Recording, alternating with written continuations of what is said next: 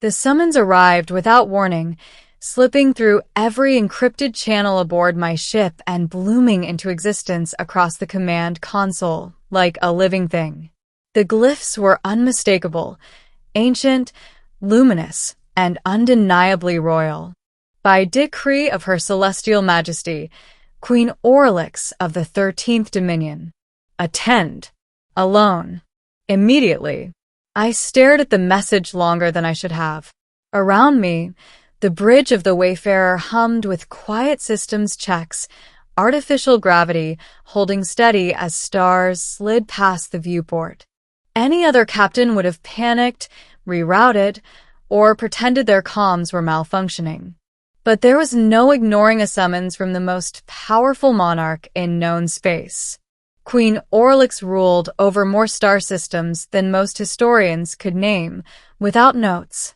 Her dominion spanned nebulae, ringed worlds, and civilizations that had risen and fallen before humanity learned to harness fusion. She was spoken of in whispers across the galaxy.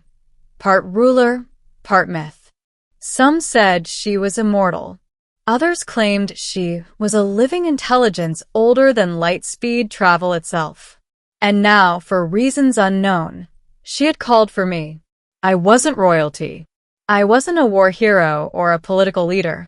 I was a human systems engineer turned independent explorer, useful, adaptable, and largely invisible on the galactic stage, which made the summons terrifying.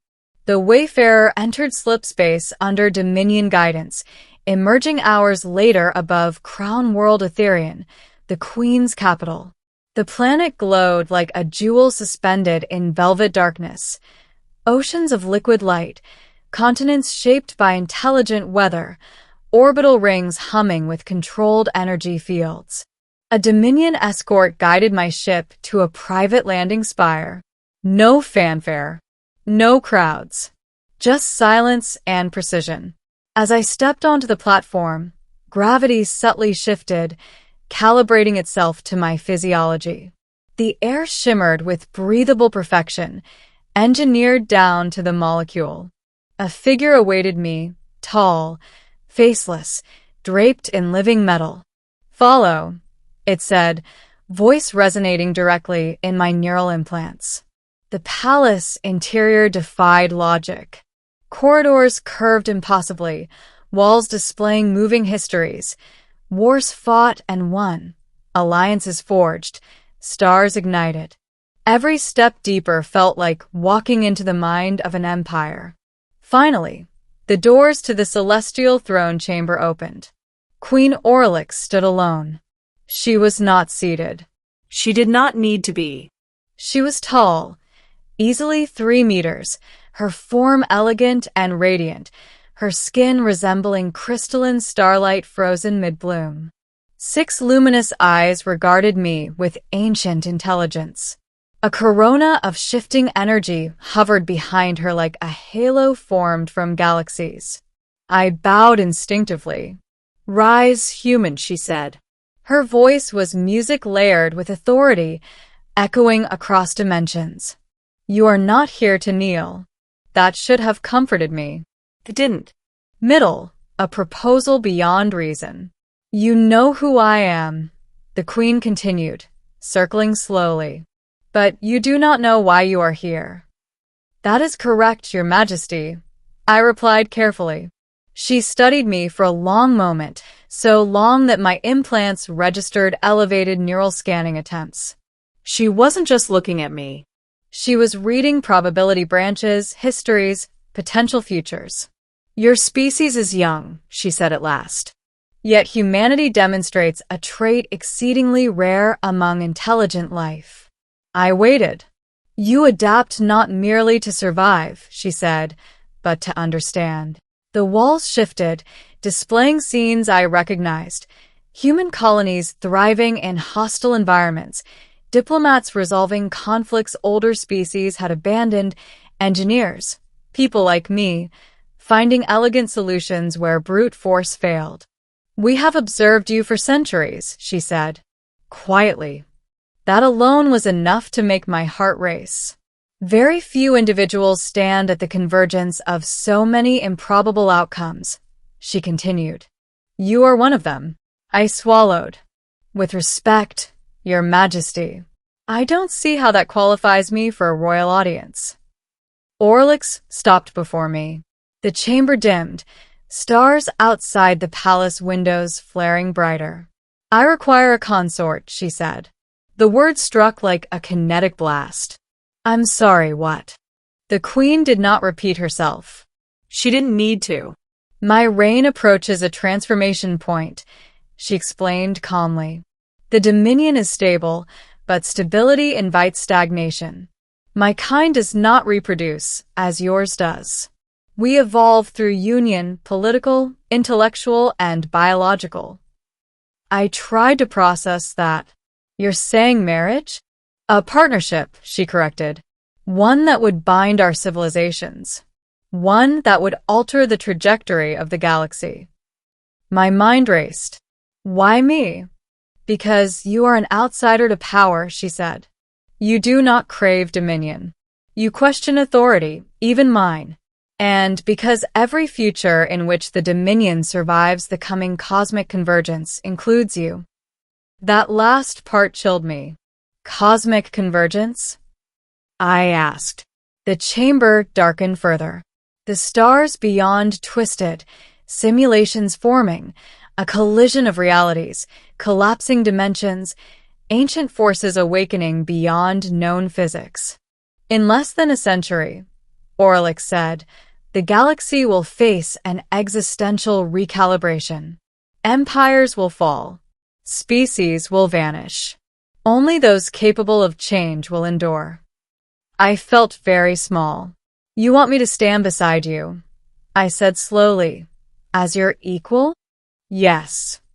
As your mate? Yes. As a symbol that could ignite rebellion across half the galaxy? Her eyes gleamed. Also yes. I laughed, a short, disbelieving sound. Your Majesty, this is insane. The Queen smiled. So, was the concept of light speed once. Conflict, the weight of choice news of the proposal spread within hours. Despite the Queen's attempts at secrecy, nothing of that magnitude stayed hidden. Galactic councils erupted in outrage. Ancient houses threatened secession. Human leadership demanded explanations. Emergency summits convened, analysts arguing whether this was a trap or a test. And me? I was confined, not imprisoned, but protected, within a private wing of the palace, given time to decide. Orlix visited often. We spoke not as ruler and subject, but as minds meeting across impossible differences.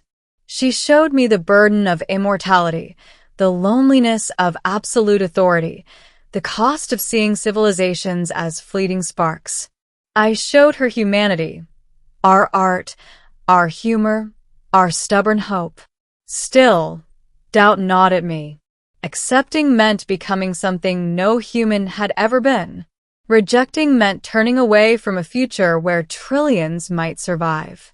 On the 7th day, I asked her the question that haunted me most. If I say no, I said, what happens?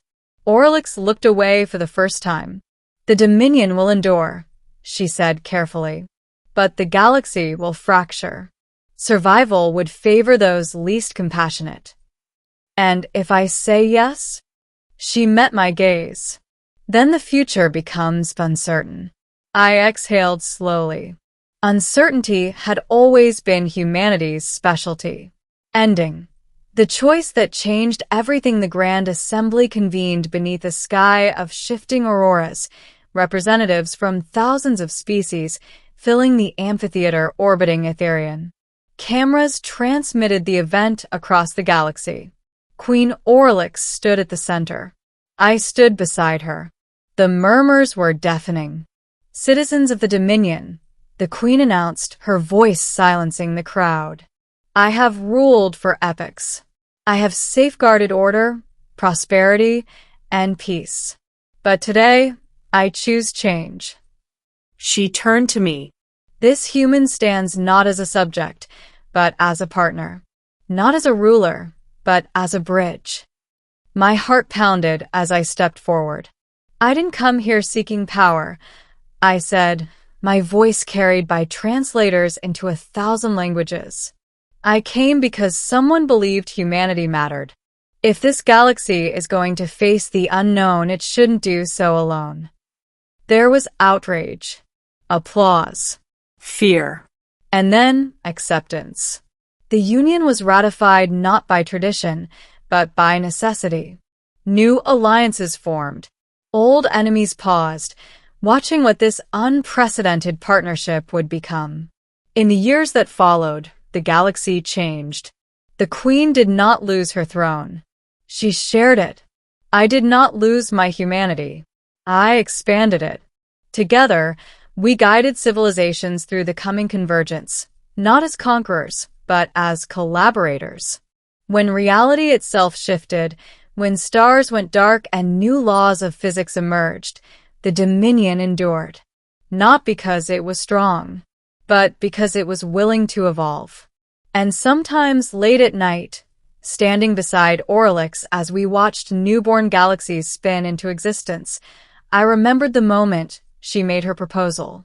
The moment the entire galaxy, and I, realized that the future doesn't always arrive with war.